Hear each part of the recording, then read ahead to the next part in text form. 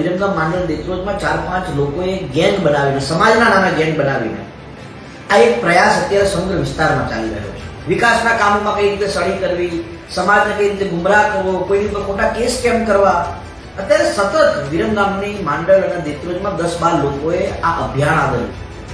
જેની પણ જોડે આવી કોઈ ઘટના બને, જે કોઈ ખોટી રીતે તમને હેરાન પરેશાન અરજીઓ કરીને તમારે જો પૈસા માંગે તો ડાયરેક્ટ તમારે મને જાણ કરવાની છે.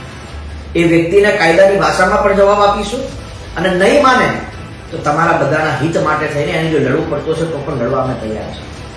પણ આવા લોકો વિરમગામના વિકાસમાં, વિરમગામની પ્રગતિમાં, વિરમગામના નિર્દોષ અને ભોળા લોકોને હેરાન પરેશાન કરવાનું જો સમાજની આડમાં કોઈ કામ કરશે તો કોઈ પણ ભોગે ચલાવી નહીં લેવાય.